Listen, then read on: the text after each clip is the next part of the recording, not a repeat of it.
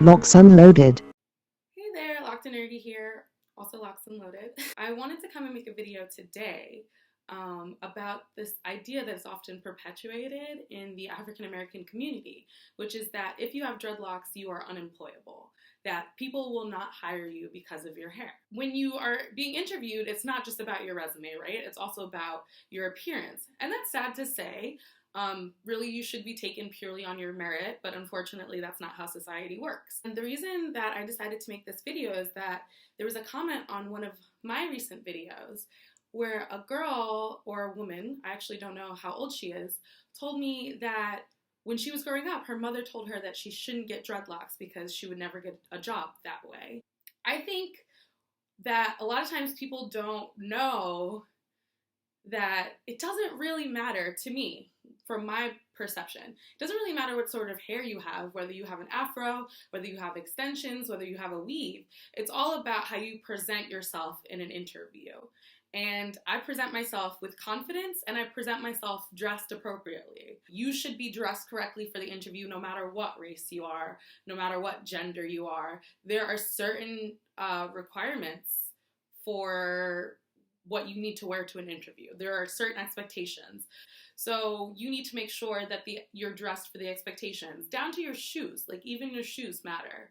I just want to show whoever out there has dreadlocks or was thinking about getting dreadlocks that it is perfectly possible to present yourself in an interview appropriate manner with dreadlocks. Here are 3 interview styles that can land you the job.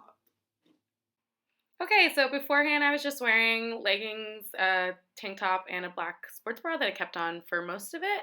And this is untwisted, unwashed hair. But here we go. So first style is a dreadlock bun, which I will show you how I did in 3, 2, 1. So here I am. And I definitely did this more messily and quicker than I would do it by myself because I had you guys in the cabinet, so I couldn't really see myself. But all you do is put your hair up in a ponytail and spread the hair around so it's kind of even all the way around, and then slowly wrap it around itself so that you have like a kind of dreadlock coil. And then you just go all the way around trying to make it as even as possible. If I had been looking in the mirror, this is the part where I would have noticed that I was probably going to get a pretty uneven bun, but I didn't notice, so I kept going.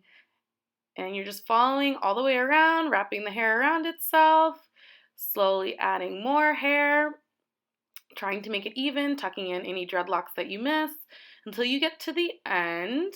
And then this is kind of the tricky part. You want to tuck the hair in so that it's difficult for people to notice where you started and where you ended.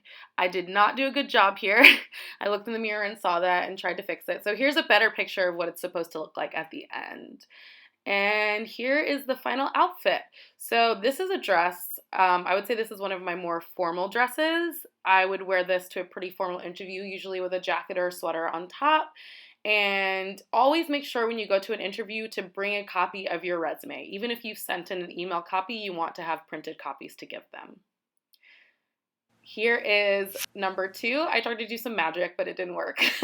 But yeah, so the second hairstyle, you kind of push most of the hair to one side, and then you slowly do this kind of folding over effect. So I think it's called a fishtail braid.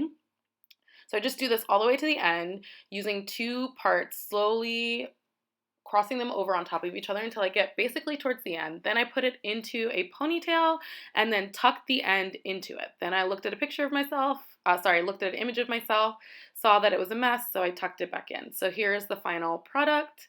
And I missed a couple, but it's a pretty neat and nice formal hairstyle that I wear pretty often. This is probably my least formal outfit, I think, from my perspective. It's this skirt that I got from H&M, this white button down, and then a black sweater on top that I also got from H&M. So I stood on the chair so I could show you the length of the skirt.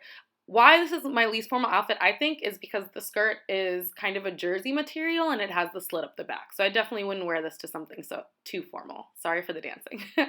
And because I might wear this to an informal interview, I might bring a backpack instead of bringing the leather briefcase. And here is outfit number 3. This is something that's kind of versatile. So really it's just a suit jacket that I own that I put over dresses.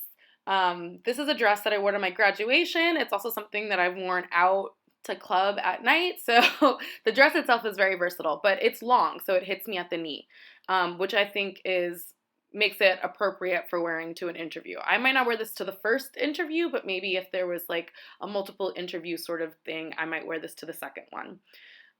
So this is a really quick hairstyle that I do. This is my usual go-to, which is just to tie the hair back on one side and then to pull some of the hair forward. And here is a picture of me wearing it at my internship, one of my internships during college.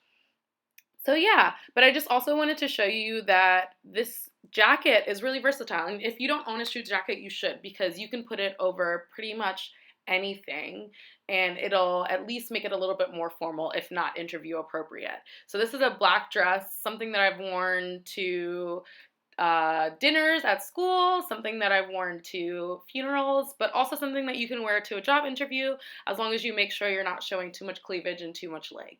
So always make sure to say thank you for the interview when you leave and send a thank you email after. I hope that was helpful, and I hope that as a community we can really push against this idea that if you have dreadlocks you're unemployable, because if I can show anything in my experiences is that it's not true. My name is Simba Nuruddin, so automatically upon seeing my resume and upon seeing my name, employers already know that at least I'm some sort of ethnic. They might not know specifically where I'm from. Nuruddin is an Islamic name, and Simba is, it's Kiswahili and Shona. So it means lion in Kiswahili and strong in Shona. So it's hard to say if I've received backlash for my hair or my race. I'm sure that I have. I mean, it's kind of the question of, would you want to work for somebody who doesn't want to hire you because of your race?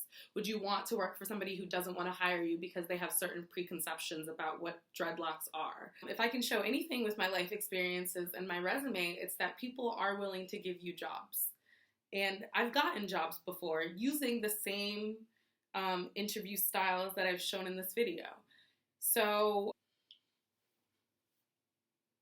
all that to say, if you want to get dreadlocks, get dreadlocks.